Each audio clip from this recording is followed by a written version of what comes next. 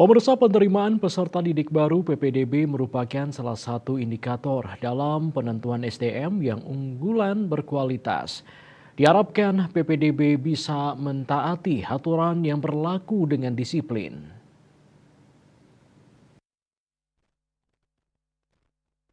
PPDB diharapkan mampu dilaksanakan dengan baik sehingga bisa mewujudkan SDM yang unggul.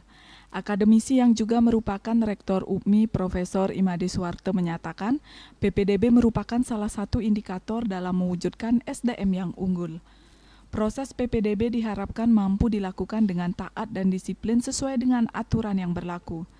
Di sisi lain, indikator penentu SDM yang unggul, yakni tenaga pendidik yang berkualitas, tentu ada berbagai aspek yang perlu diperhatikan agar tenaga pendidik berkualitas, seperti beban mengajar guru yang tidak melebihi batas. Kesejahteraan tenaga pendidik juga harus diperhatikan.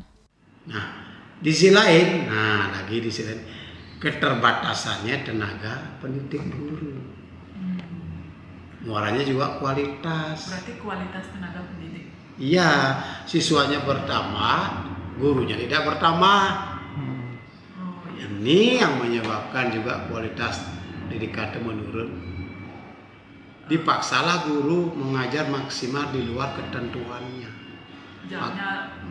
Jamnya ditambah kan, karena kelas itu bertambah, tidak akan mungkin bisa mencari guru dalam waktu sekejap, instan tidak bisa. Tapi berproses kan, mungkin saja kepala sekolah memohon supaya diberikan tenaga guru. Pemerintah kan tidak bisa dalam sekejap itu.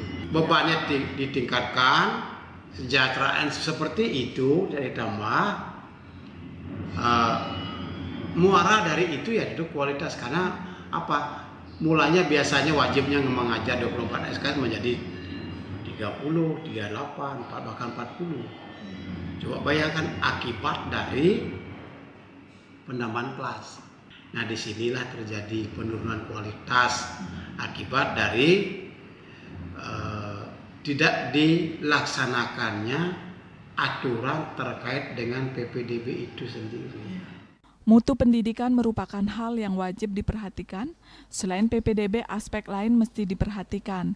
PPDB diharapkan berjalan dengan lancar tanpa adanya kekisruhan. Desak Aryani, Bali TV.